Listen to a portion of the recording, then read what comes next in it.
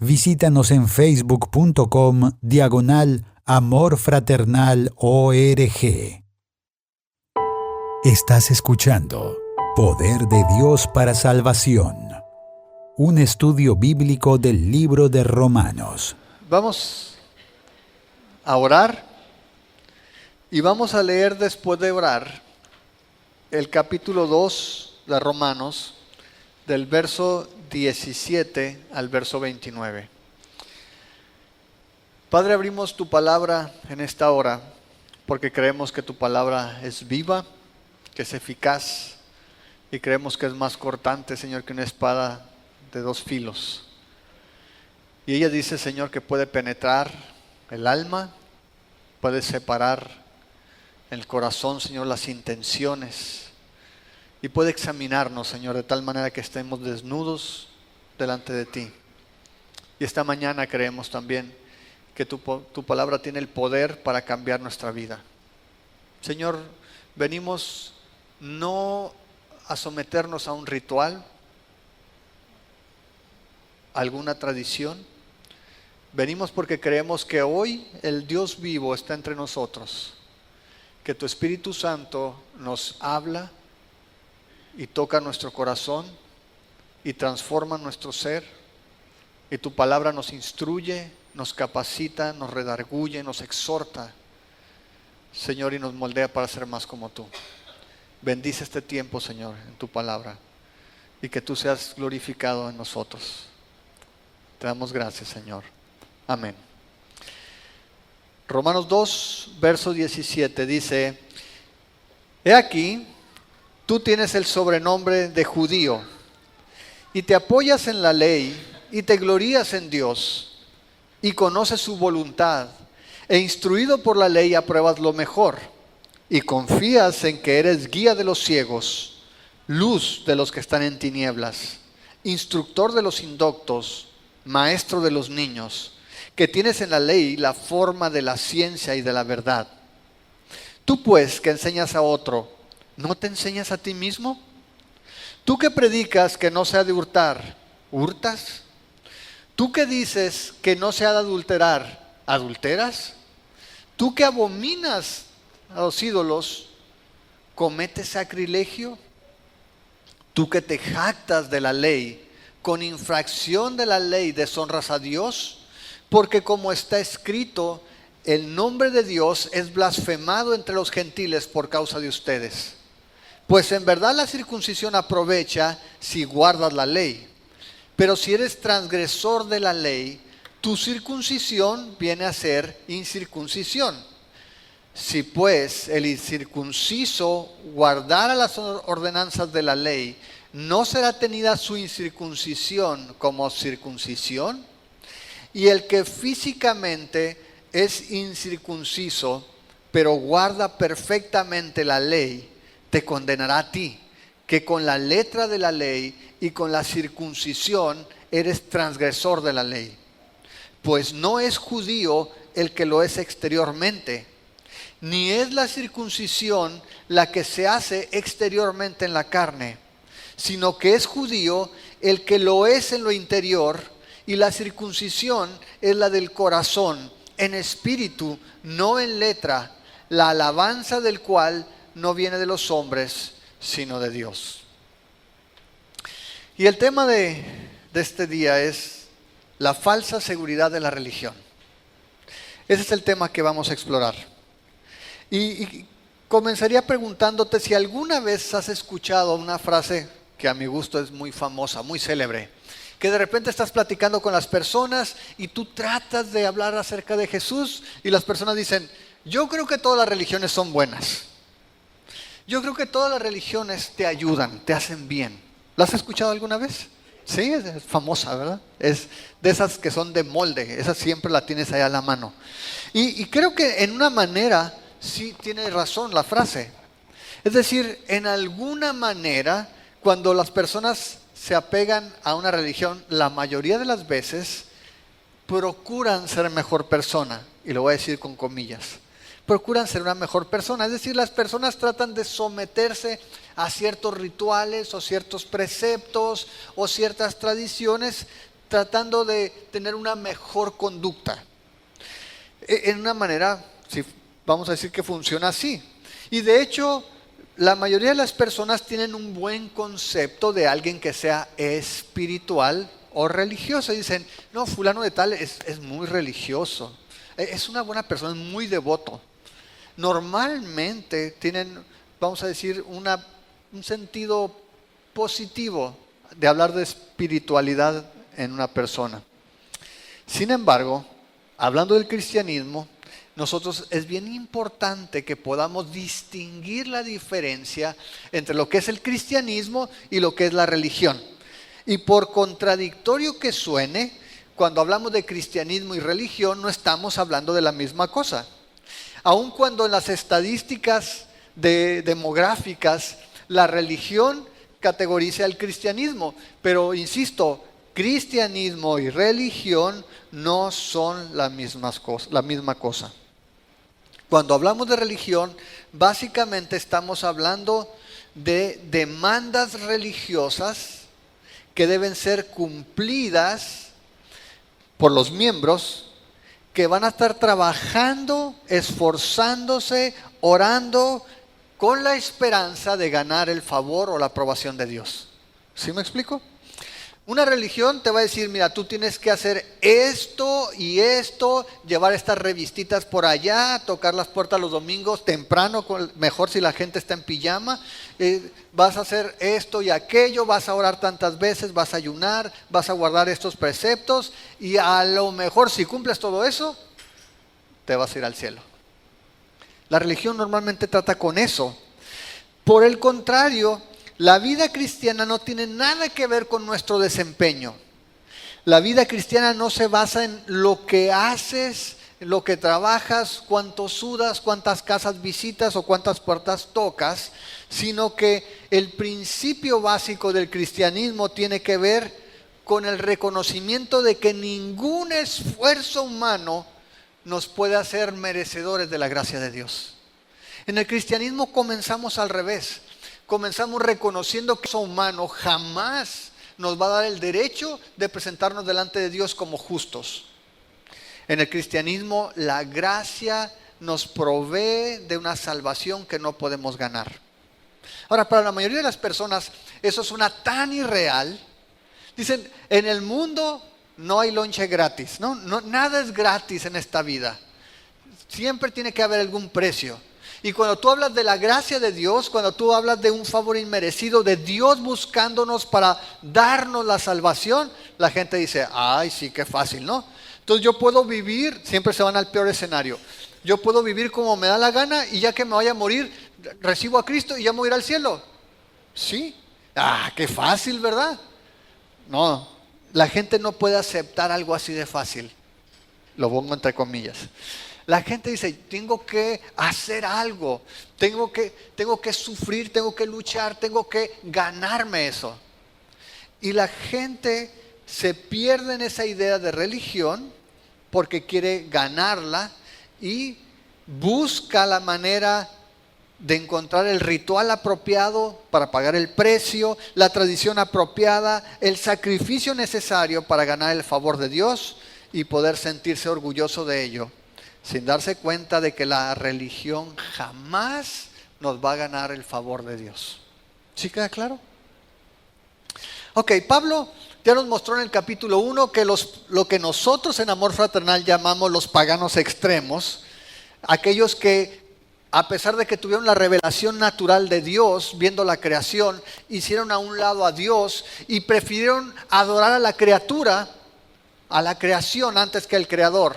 Y dice que Dios los entregó a una mente reprobada, Dios los entregó a los deseos de su corazón y cometieron toda clase de conductas inmorales. Y vimos que Pablo nos dio los ejemplos en el capítulo 1. Y Pablo se aseguró de que todos viéramos que esas personas están condenadas a la ira de Dios. Sí queda claro, ¿verdad? Fue muy gráfico Pablo. Pero luego Pablo en el capítulo 2 voltea y ve y están las personas morales y dicen, sí, cierto, esos son unos depravados. Nosotros sí tenemos ideales morales, nosotros sí nos conducimos porque podemos distinguir el bien y el mal.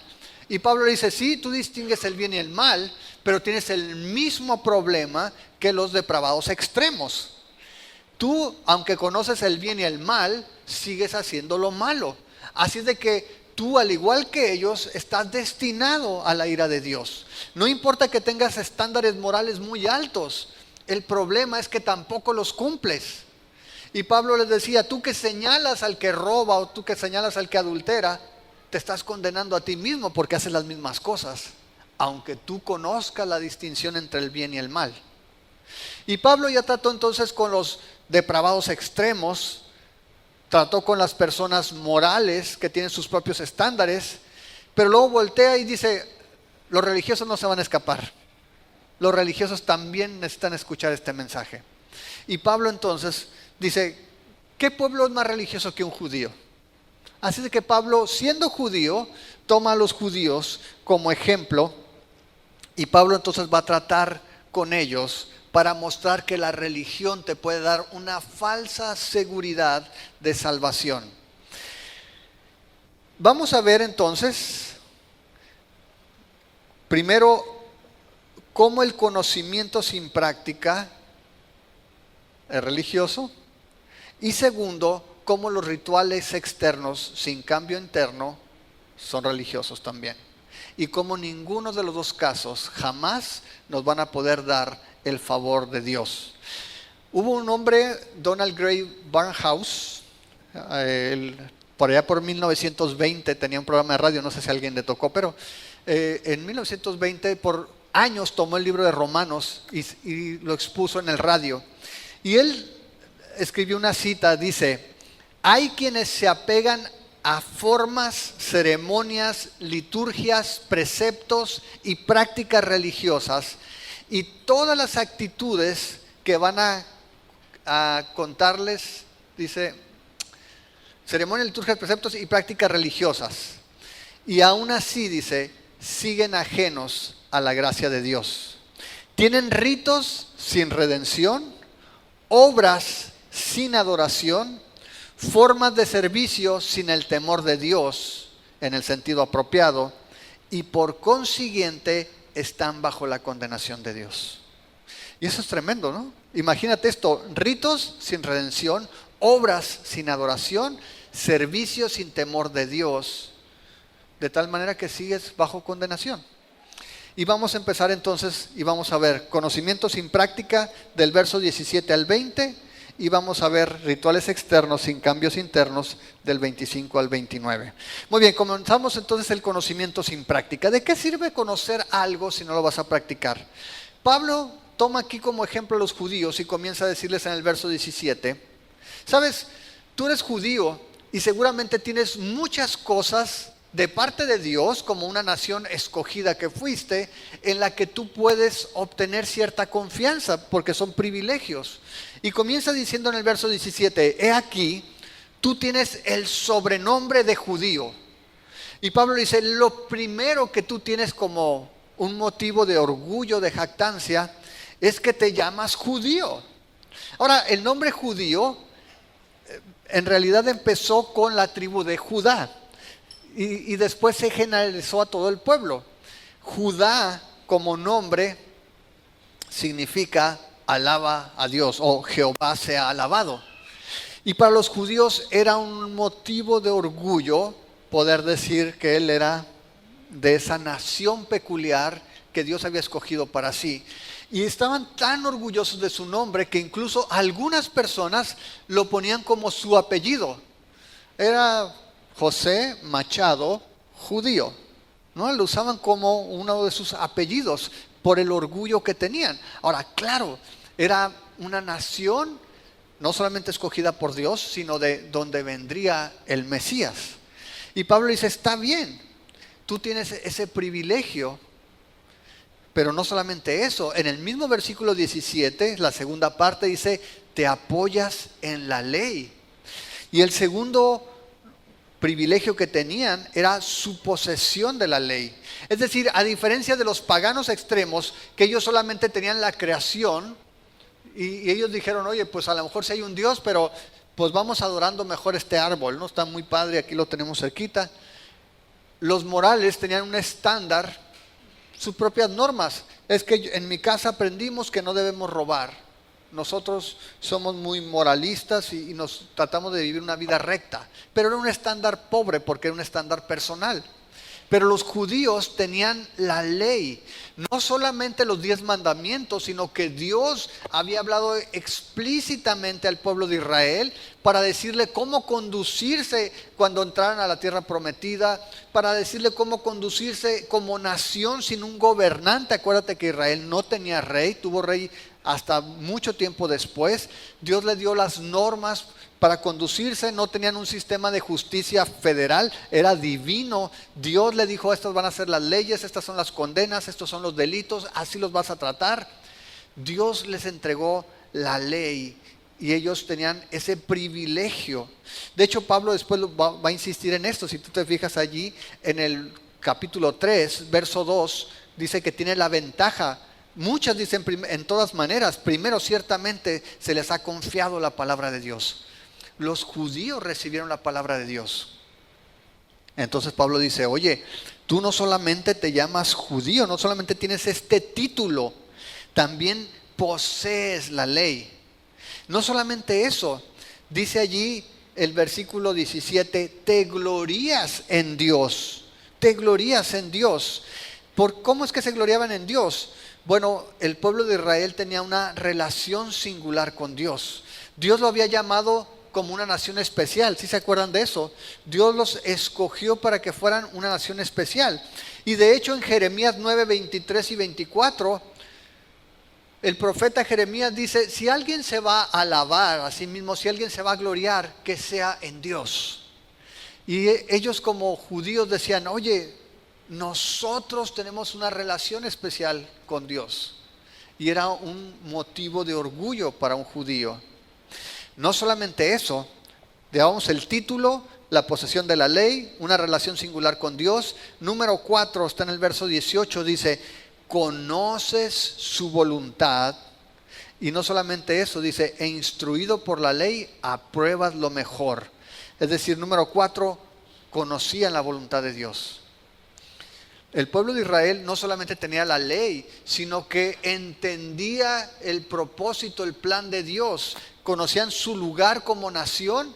¿Sabes? Una de las razones por las cuales Dios escogió a Israel y le dio sus mandamientos es para que fuera una nación diferente.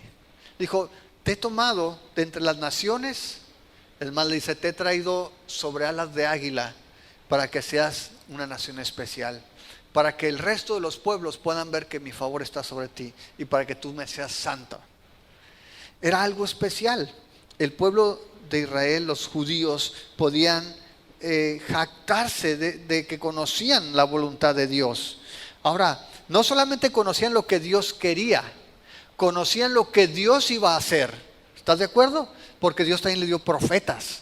No solamente le dieron los mandamientos, las leyes, sino que les dijeron, y va a pasar esto.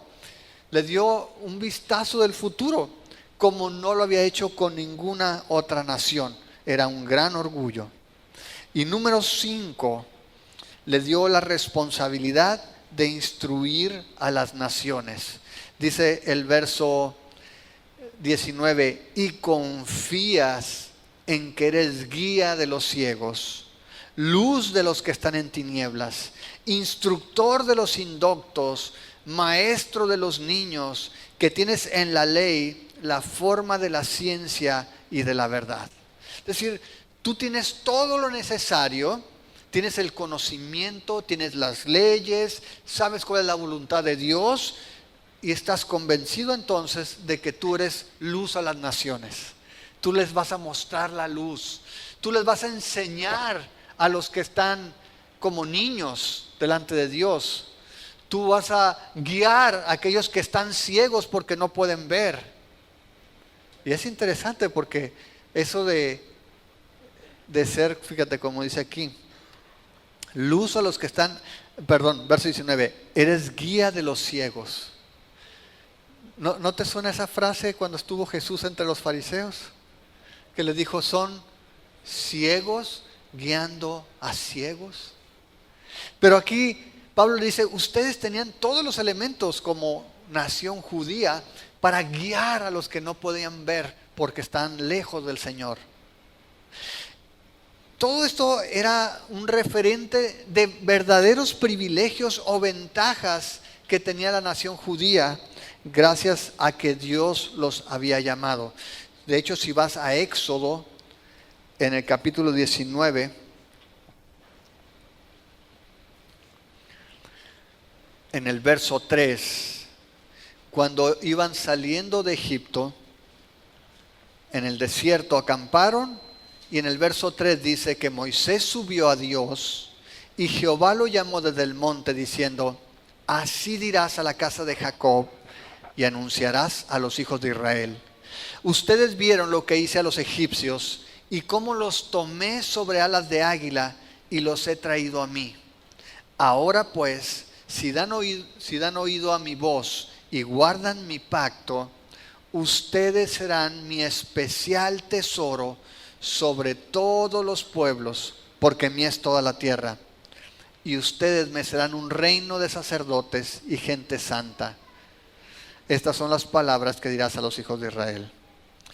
Dios quería que esta nación fuera un ejemplo para el resto de las naciones.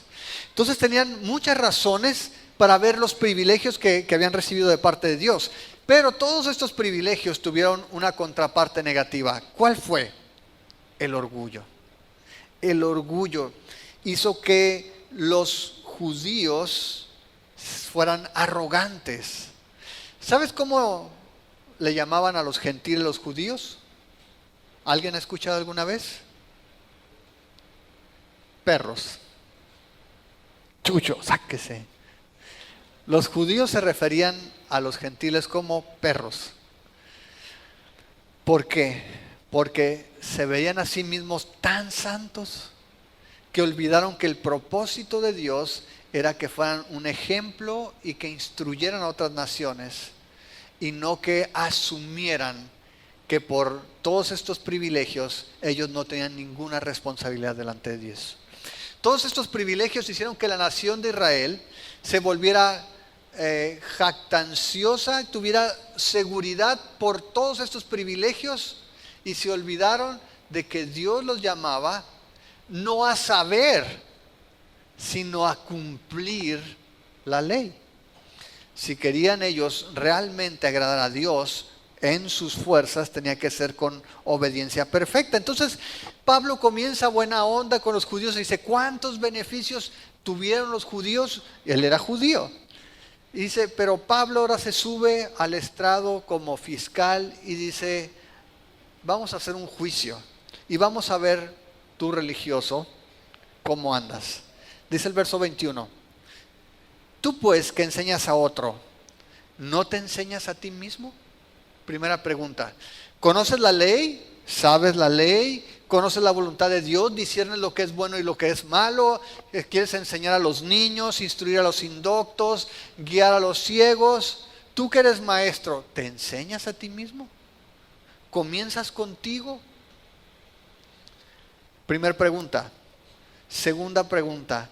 Tú que predicas que no se ha de hurtar, ¿hurtas? Tú que sabes que Dios expresamente dijo que no robaras y que tú conoces la voluntad de Dios y que disciernes lo bueno y lo malo, ¿lo haces?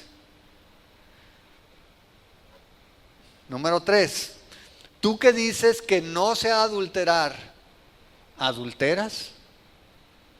Tú que abominas los ídolos, o que tú que abominas de los ídolos, ¿cometes sacrilegio? Y por último, tú que te jactas de la ley, con infracción de la ley deshonras a Dios. De hecho es muy interesante porque ese último verso no lleva signos de interrogación en el original, es una afirmación. ¿Y cuál es el resultado? Pablo lo que está diciendo es: si examinamos tu vida, judío o religioso, quien sea que tú seas, y si tú sabes y tú disciernes la voluntad de Dios y tú conoces lo que es bueno y que es malo y no lo haces, entonces eres tan culpable como el pagano extremo o el moralista que no cumple su propia ley, pero tú con mayor responsabilidad, porque tú tienes la ley de Dios, porque tú disciernes lo que es bueno y lo que es malo, porque tú conoces la voluntad de Dios. Y se te olvida que Dios no quiere que sepas solamente, quiere que obedezcas. ¿Cuál es el resultado de una vida así? Aquí está, en el verso 24. Porque como está escrito, el nombre de Dios es blasfemado entre los gentiles por causa de ustedes. De hecho, eso está tomado de Isaías 52:5. Por causa de ustedes, le dice Pablo, los judíos, los gentiles blasfeman el nombre de Dios. Porque ustedes tienen una ley muy rigurosa, muy estricta, y ustedes se han vuelto religiosos y son muy estrictos haciendo juicios de los demás, pero tú estás incumpliendo la ley como el que no la conoce o el que tiene su propia ley. Por lo tanto, eres culpable igual que ellos. Y eso es lo que Pablo quería decirles. No importa que tú tengas todos estos privilegios, no importa cuánto sabes de la ley, si no vives de acuerdo a ella, eres tan culpable como el que no la conoce. Más culpable porque tienes más responsabilidad. Las acusaciones que vienen aquí no eran extrañas. Cuando habla de hurtar, cuando habla de adulterar, aunque hubo casos extremos de rabinos famosos, de los rabinos más famosos que fueron acusados o fueron encontrados adúlteros, Jesús lo que nos mostró es que era importante el corazón y que el adulterio se podía cometer en el corazón. Cuando hablan de sacrilegio de los ídolos, es que decían, no, asco, fuchi, ídolos, no, nosotros no tenemos ídolos. Pero después iban al tianguis y estaba un ídolo de oro o de plata en la casa de empeño y decía, venga, eche para acá, está muy barato, ni modo de dejarlo ir. Y aunque era un ídolo, lo fundía y se hacía una esclava, ¿no? Buchona, para poder salir y lucirla. No le importaba de dónde venía el oro y la plata.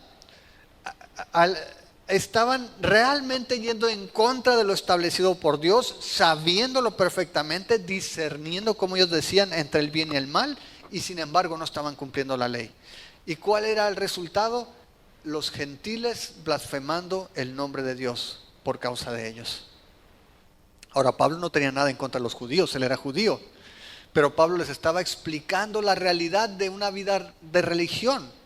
Cuando te enfocas en las cosas externas, cuando te enfocas en lo que es secundario y cuando le das tanta importancia a esas cosas que te olvidas de lo importante. Por eso Pablo sigue adelante para ver ahora los rituales externos sin un cambio interno.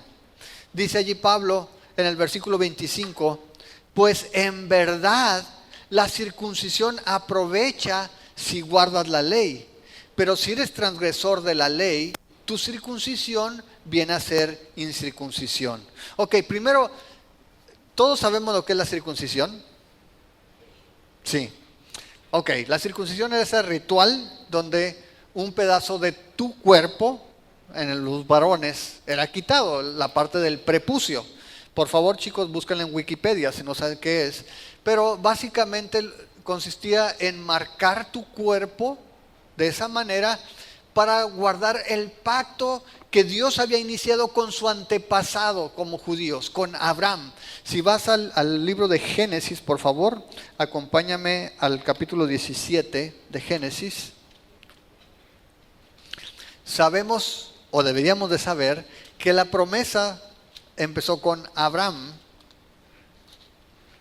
Dios hizo el pacto y le ofreció la tierra prometida, le ofreció un hijo siendo Abraham ya anciano, y dice en el capítulo 17 que Abraham tenía 99 años cuando se le apareció Jehová y le dijo, yo soy el Dios Todopoderoso, anda delante de mí y sé perfecto, y pondré mi pacto entre mí y ti, y te multiplicaré en gran manera. Entonces Abraham se postró sobre su rostro, y Dios habló con él diciendo, he aquí mi pacto es contigo, y serás padre de muchedumbre de gentes, y no se llamará más tu nombre Abraham, sino que será tu nombre Abraham, porque te he puesto por padre de muchedumbre de gentes, y te multiplicaré en gran manera, y haré naciones de ti, y reyes saldrán de ti, y estableceré mi pacto entre mí y ti, y tu descendencia después de ti, en sus generaciones, por pacto perpetuo, para ser tu Dios, y el de tu descendencia después de ti. y te daré a ti y a tu descendencia después de ti la tierra en que moras, toda la tierra de Canaán en heredad perpetua, y seré el Dios de ellos. Y verso 9 dice, dijo de nuevo Dios a Abraham, en cuanto a ti guardarás mi pacto, tú y tu descendencia después de ti por sus generaciones. Verso 10, este es mi pacto que guardarán entre mí y vosotros y tu descendencia después de ti. Será circuncidado todo varón de entre ustedes. Circuncidaréis pues la carne de su prepucio y será por señal de pacto entre mí y vosotros. Y de edad de 8 días será circuncidado todo varón entre ustedes por sus generaciones, el nacido en casa y el comprado por dinero a cualquier extranjero que no fuera de tu linaje. Entonces dice, ¿sabes qué? A los 8 días van a hacer el niño, lo vas a traer, vas a cortar el prepucio y listo, va a ser la marca de que pertenece a la nación que tiene un pacto con Dios. Y Pablo les dice, oye, está muy bien que te hagas la circuncisión si guardas la ley. Está muy bien que sigas este ritual externo, este distintivo en tu carne, si guardas la ley. Pero dice, pero si eres transgresor de la ley, tu circuncisión viene a ser incircuncisión. Si tú te marcas en la carne, pero no guardas la ley, esa marca no te sirve para nada. Es como si fueras un pagano, es como si fueras un no judío. No te sirve de nada el ritual si es solamente la parte externa.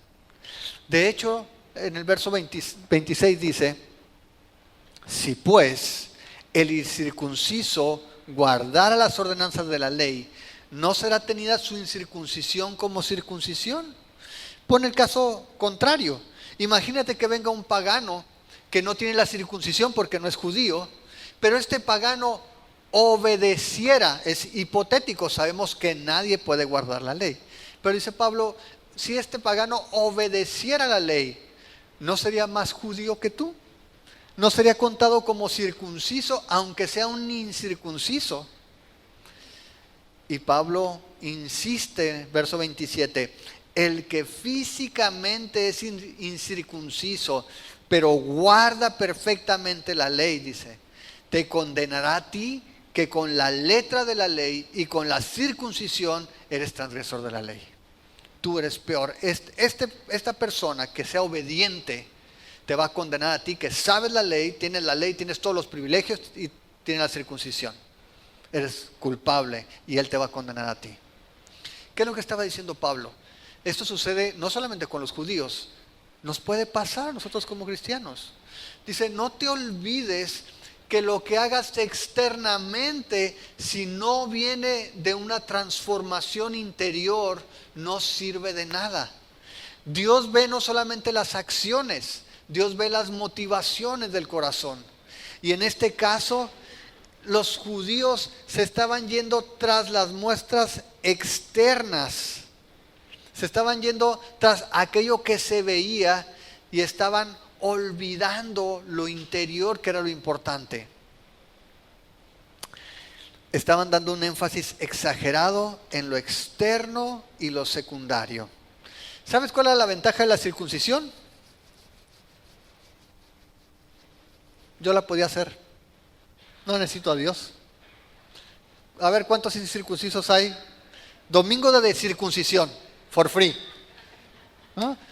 Y todos podemos decir, listo, ya soy circuncidado, soy hijo de Abraham, ya no tengo problema para ir al cielo. Y Pablo dice, no es eso lo que cuenta. Pablo dice allí en el versículo 28, pues no es judío el que lo es exteriormente, ni es la circuncisión la que se hace exteriormente en la carne, sino que es judío el que lo es, ¿dónde? En lo interior. Y la circuncisión, ¿cuál es la circuncisión importante? La del corazón, en espíritu, no en letra, la alabanza del cual no viene de los hombres sino de Dios. La desventaja de lo que Pablo decía es que la circuncisión externa la podía hacer cualquier persona, pero la circuncisión del corazón, ¿quién la puede hacer? Solamente Dios. Solamente Dios. Yo no puedo cambiar mi corazón. Yo no puedo hacer que mi corazón sea obediente. Solamente Dios. Pero ¿qué tal? ¿Puedo vestirme con traje y corbata? ¿No me voy a ver más santo? Las mujeres pueden no pintarse y usar faldas, arrastrarlas si quieren. ¿No se van a ver más santas? Pues si pensamos que lo exterior es la santidad, sí. Pero si vemos lo que está diciendo Pablo, es que no importa la longitud de la corbata o la falda, lo que importa es que el corazón haya sido circuncidado por Dios. Y es tan increíble que ellos se fijaban en lo externo que perdió sentido completamente el privilegio de parte de Dios. Y ellos dijeron, pues somos hijos de Abraham, tenemos la ley, nos llamamos judíos, conocemos su voluntad, nos dieron los profetas, nos llamaron a enseñar a las naciones, pues nosotros ya estamos en el cielo. No importa que no obedezcamos, no importa que no lo hagamos de buena gana, no importa que seamos orgullosos, que despreciemos a los perros, somos judíos. Y Pablo le dice, no, el asunto no está en la letra, está en el espíritu, y el asunto no está en tu cuerpo, es en el corazón, en el hombre interior. Y allí estaba el problema para los judíos. ¿Saben? Es como, bueno, no sé cuántos de los esposos aquí presentes hayan perdido su anillo. Este es el segundo que tengo. Y pasaron años antes de que comprara otro anillo. De hecho, empeñamos el de Adriana y luego después pasó un tiempo y compramos unos anillos nuevos. El original, este no es el original, la verdad no supe dónde quedó. Pero conozco a otros que les ha pasado similar, sea en la playa o en otro lugar que el anillo se extravía. Pero a veces, imagínate esta idea, ¿no? Esposas, ¿qué preferirían? ¿Un esposo infiel pero que siempre traiga el anillo? ¿O un esposo que sea fiel aunque no traiga el anillo? El anillo no hace fiel al esposo, señoras. No crean que porque trae el anillo el esposo se va a poner. No, es que trae el anillo, estoy confiada porque sé que trae el anillo. No, el anillo no hace nada en el corazón del hombre. Pero esa es la idea que tenían los judíos. Una marca en la piel ya nos hizo judíos, ya estamos con el Señor, somos hijos de Abraham. Es el problema muchas veces, otra vez, la religión tiene una atención excesiva en los asuntos externos y se olvidan de lo interno. Los judíos habían estado o estaban engañados por su religión, como muchas personas el día de hoy están engañadas. Y esa es la parte negativa. Cuando las personas están confiando tanto en su religión, en su ritual, en su tradición, que se olvidan que la religión sin Dios no sirve de nada. Y la religión reemplaza la necesidad que tenemos de Dios y te dice, ok, todos necesitamos de Dios, pero si tú haces esto, ya no necesitas de Dios. Tú cumples estos mandamientos, tú cumples estos rituales, estos sacramentos, esas tradiciones, tú ya estás en el cielo. Es más, el sábado siguiente que te mueras te vas al cielo, nomás cuélgatelo. ¿Sí? Es la idea de la religión. Y otra vez, se da mayor énfasis en lo físico que en lo espiritual. Acompáñame a Mateo, por favor, porque Jesús tocó y enfatizó estos puntos específicamente con los fariseos. Mateo 3.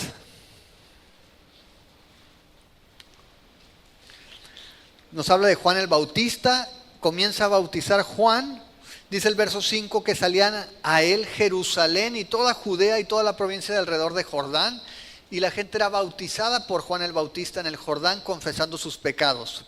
Pero mira el verso 7, al ver él que muchos de los fariseos y de los saduceos venían a sus bautismos, les decía, generación de víboras, ¿quién los enseñó a huir de la ira venidera? Hagan pues frutos dignos de arrepentimiento y no piensen decir dentro de ustedes mismos, a Abraham tenemos por padre, porque yo les digo que Dios puede levantar hijos a Abraham aún de estas piedras. ¿Cuál era el punto? Juan el Bautista le dice, a ver, ustedes que vienen aquí a hacerle al loco nada más, arrepiéntanse. No estén pensando que porque son de la descendencia de Abraham, ya están en el cielo. Ellos le daban mucha importancia a su linaje, era lo externo, era lo exterior. Ahora, muchas personas el día de hoy en la iglesia también de repente le dan mucha importancia a la apariencia externa. No, ese no parece cristiano, esos pantalones que trae. Si no se faja, no es cristiano. No, ¿sí me explico? De repente podemos estar enfocados tanto en los aspectos externos que perdemos de vista lo que es importante, lo que es el corazón. Daban un énfasis en asuntos secundarios. Vete a Mateo, pero ahora al capítulo 23. Y es nuevamente Jesús hablando con los religiosos de la época. Y dice en el versículo 23: ay de ustedes, escribas y fariseos. ¿Cuál es el adjetivo que está ahí? Hipócritas, porque diezman la menta y el eneldo y el comino, que eran las cosas más vamos a decir, más baratas, las más pequeñas, y dejan lo más importante de la ley, la justicia, la misericordia y la fe. Esto era necesario hacer sin dejar de hacer aquello. Guías ciegos que cuelan el mosquito y se tragan el camello. Dejas a un lado lo importante para enfocarte en lo secundario. No, es que no me gusta la alabanza porque ahí tienen batería. La batería es del diablo. Yo he dicho que el piano sí bajó del cielo. No, es el Señor lo dio, el piano, pero la batería esa salió del infierno, ¿no? Dejas a un lado lo importante y te fijas en lo secundario. Dice, cuelas el mosquito y te tragas el camello.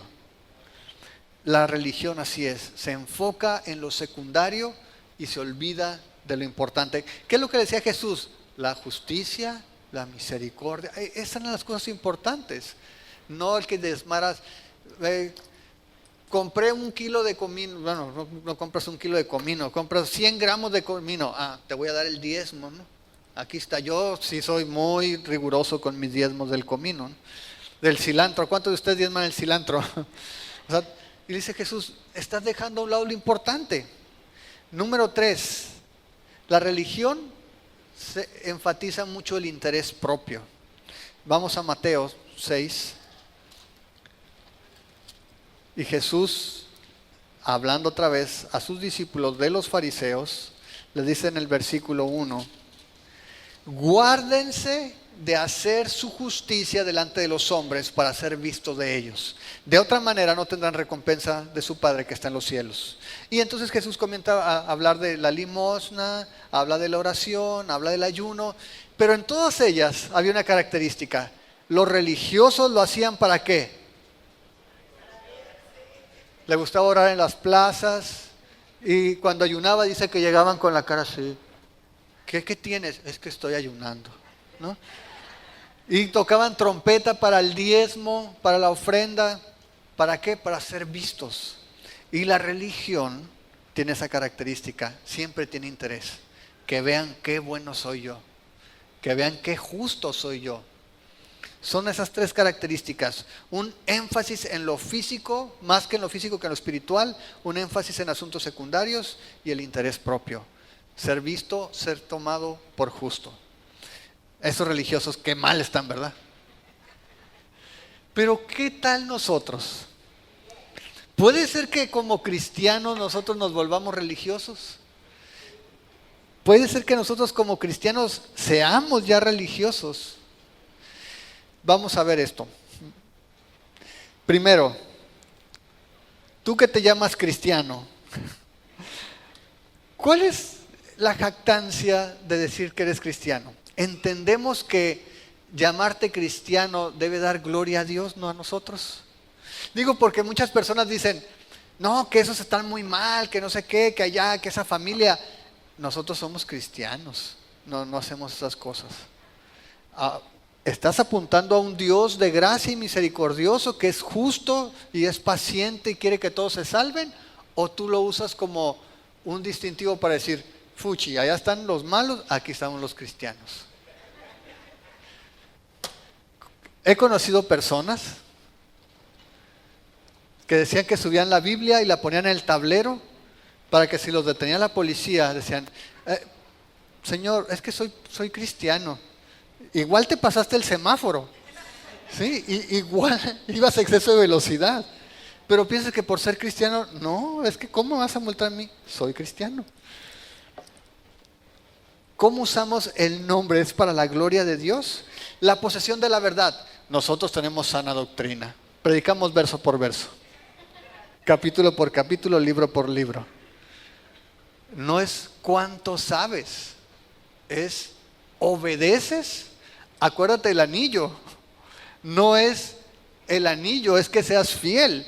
No es que sepas, es que seas obediente. Los judíos habían reemplazado la posesión de la ley por la obediencia a la ley. Y como cristiano, cuando tú dices, no, nosotros sí estudiamos la Biblia, ¿lo dices para jactarte tú o lo dices para que vea que eres congruente con la manera en que vives, con la obediencia que tenemos a la palabra de Dios? Es pregunta. Número 3, relación con Dios. Es que no, el cristianismo no es una religión. Terminen el cliché, por favor. Es una relación. ¿Tienes una relación con Dios? ¿De verdad tú crees que Dios está vivo? ¿Tú crees y estás convencido de que Dios te está viendo cuando estás en la iglesia y cuando estás solo, cuando estás de viaje, cuando andas en el antro, no, aquí no hay gente que va al antro, pero cuando estás en cualquier lugar, eres consciente de que Dios está allí y buscas honrarle, buscas conversar con Él, te acercas a Él, te sientas y hablas con Él y disfrutas. Yo les voy a decir algo, no quiero sonar religioso, pero ahorita en la alabanza, en la oración, de repente volteé y vi personas, y no quiero traer condenación, pero vi personas que estaban así. Estás adorando a Dios y crees que Dios está vivo y crees que Dios te escucha y crees que se merece toda la gloria, la honra, la adoración, merece ser reverenciado. ¿Por qué no cantas? Si estás malo de la garganta y todo, perdóname. No, pero algunas personas piensan, o a lo mejor es culpa del pastor que no ha enseñado, que cuando venimos aquí a cantar no es para que llegue la gente que no ha llegado. No, vamos a cantar antes del sermón, que es lo importante, vamos a cantar para que lleguen ahí los que se les hizo tarde. Entonces, tú sabes, aquí no es importante la alabanza. No, cantamos y adoramos a Dios con todo lo que somos porque Él es digno, porque creemos que está vivo y porque creemos que tenemos una relación con Él y que la relación tiene que ver en dos sentidos, con lo que yo hablo, con lo que yo interactúo con Él y cuando yo escucho mientras Él me habla también. Esa es la relación con Dios. Y en esa relación con Dios, ¿a quién le das crédito? Es que Dios un día vio lo especial que yo era y Él me llamó y me predicó el evangelio porque Él sabía que yo iba a ser pastor y por eso estoy aquí. O dices, Dios me llamó sin merecerlo. Si soy salvo es por su gracia y su misericordia, porque sigo siendo un infeliz todavía. Pero es por Él, por su gracia, que estoy aquí. ¿A quién le das la gloria de esa relación con Dios? ¿A que tú eres muy bueno y eres especial? ¿O a que Dios es el único bueno y Él es especial? Conocimiento de su voluntad. El Señor me ha dado tantas revelaciones de su palabra. Con su Espíritu Santo conozco su voluntad. ¿Y estás obedeciendo? ¿O qué haces con saber su voluntad? ¿Cuál es el resultado práctico de conocer su voluntad? Pues aquí estoy sentado esperando su regreso. Él dijo que va a venir, entonces espero que no tarde mucho porque ya me enfadé de estar aquí nada más, ¿no? ¿O estás activamente participando de lo que Él está haciendo, de su plan mientras Él regresa?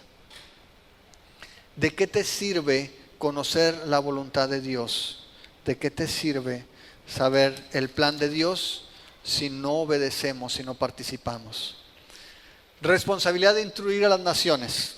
Israel dijo, tú confías que eres guía de ciegos, instructor de niños, maestro de los indoctos. Jesús dijo a los discípulos, vayan y hagan discípulos, enséñanles todas estas cosas. La pregunta es si realmente estamos practicando la verdad para ganar al mundo. O sabemos que alguien tiene que hacer eso. Porque tenemos el riesgo, amados, de caer en el mismo error que cayeron los judíos y que caen muchas personas. Tú que tienes por sobrenombre bautista, metodista, anglicano, presbiteriano, Calvary Chapel, ¿de qué te sirve? Tú que conoces la ley, la tienes y puedes discernir lo que es bueno, lo que es malo y conoces su voluntad, ¿de qué sirve si no la obedeces? Tú que dices que te jactas en Dios, ¿tienes una relación con Él o sientes que Dios te lo debe? Si nosotros no nos damos cuenta que lo que importa es lo interior y solamente hacemos el check-in y el check-out de la iglesia, si solamente venimos y nos vamos y solamente pues hay evento especial, pues hay que ir, pues vamos y venimos y nos vamos y tú estás confiado porque estoy en una iglesia y tenemos sana doctrina y vemos verso por verso y libro por libro, pero si no hay la circuncisión en nuestro corazón, si no somos movidos a la obediencia, podemos quedarnos en la misma impresión de falsa seguridad de que me voy a ir al cielo porque vengo a esta iglesia. Nadie se va a ir al cielo por venir a esta iglesia.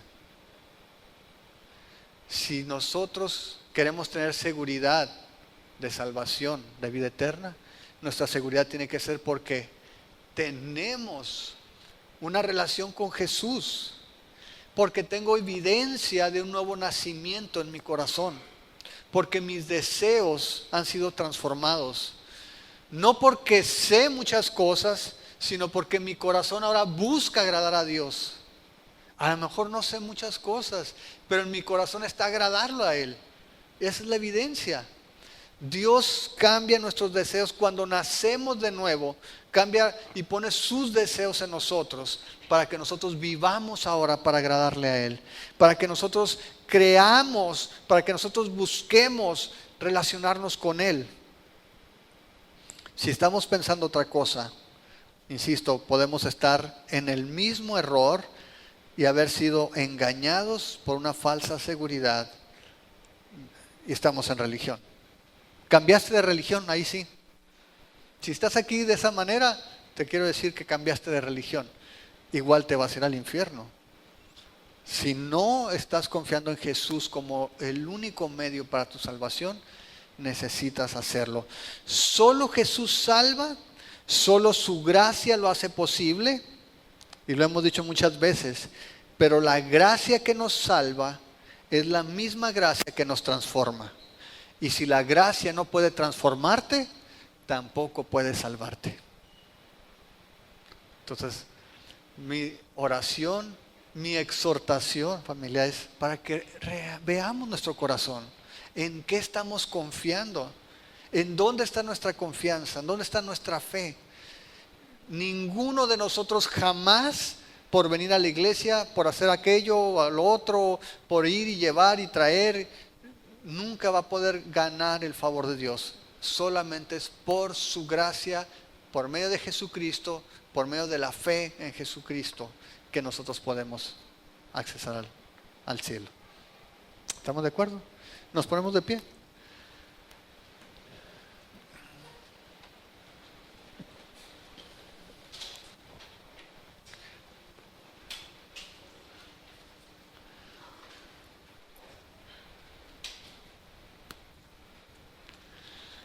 Te voy a pedir que cierres tus ojos. Hace mucho que no pido que cierren los ojos. Este es el domingo que necesitamos hacerlo. Y tómate un tiempo. Pablo les escribía a la iglesia y les decía, ¿sabes qué? Examínate a ti mismo. Si están en la fe, si tu confianza está puesta en Jesús, ve cuál es la razón de tu confianza. y pídele al Señor que nos libre del engaño de la religión, de pensar un día que no necesitamos a Dios porque estamos haciendo esto o lo otro o aquello. Que no se nos olvide que lo que importa es la operación que solamente Dios puede hacer en el corazón. No ninguna manifestación externa. Es solamente Dios y su gracia. Y Padre, no queremos ser engañados, Señor. No queremos engañarnos a nosotros mismos.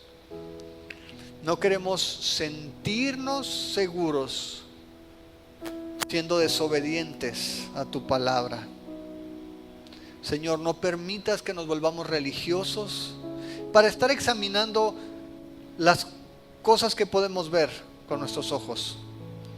Señor, que no abaratemos tu estándar de santidad para limitarlo a la ropa, a la pintura, a los accesorios, Señor, sino que veamos que lo importante es el corazón.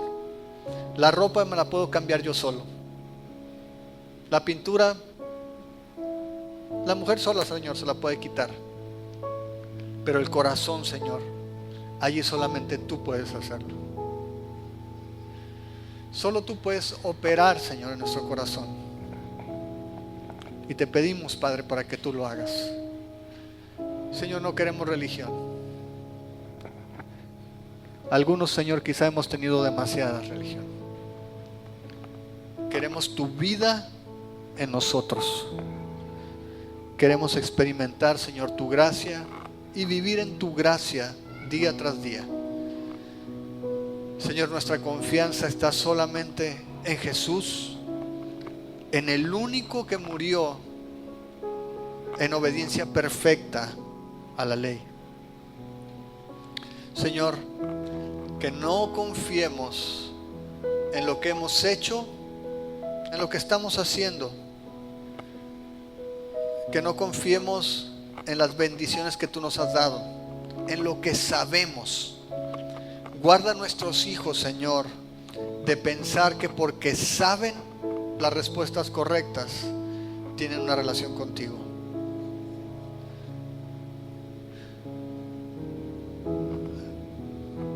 Ayúdalos, Señor.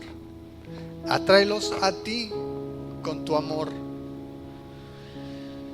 Y que ellos de manera personal puedan experimentarlo, Señor.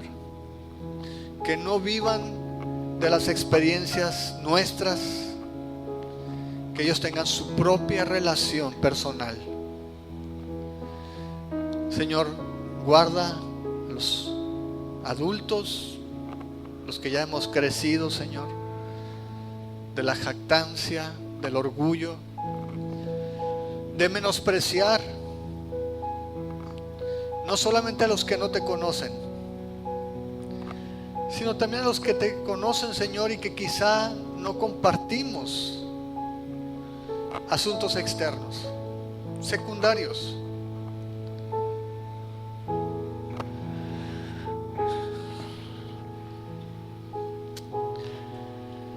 Que busquemos siempre honrarte a ti. Que tu nombre no sea blasfemado por causa nuestra. Que tu iglesia no sea tenida en poco por nuestra conducta. Porque seamos incongruentes, Señor. Porque seamos religiosos y mientras acusamos a otros, mientras señalamos a otros, vivimos de la misma manera y aún en ocasiones, Señor, peor que ellos. Oh Señor, danos un corazón obediente, un corazón sencillo delante de ti. Señor, que nuestra jactancia seas tú. Que nuestra única razón de orgullo seas tú. Que eres paciente. Que estás lleno de un amor inagotable y leal, y que soportas pecadores como nosotros, que no solamente los llamas, los escoges, sino que los limpias y los haces tuyos para gloria tuya, Señor, para que el mundo pueda ver que tú no eres selectivo, que tú no escoges la crema innata, Señor, de la sociedad,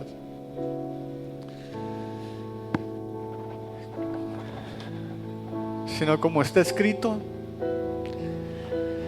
escoges lo vil y lo menospreciado y lo que no es, para deshacer lo que es, Señor. ¿Quién puede hacer algo así? Solo tú, Señor. Solo tú que eres bueno, solo tú que eres misericordioso.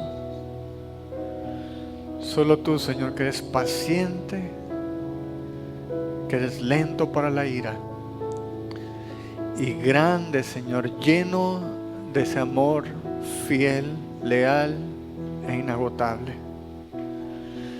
Que tú seas glorificado, Señor, aún a pesar de nosotros, que tu nombre sea reverenciado en todo lugar, en todo tiempo.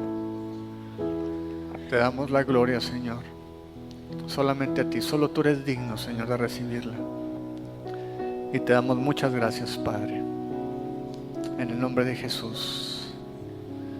Amén. Escuchaste Poder de Dios para Salvación, un estudio bíblico del libro de Romanos. Encuentra más estudios bíblicos en amorfraternal.org.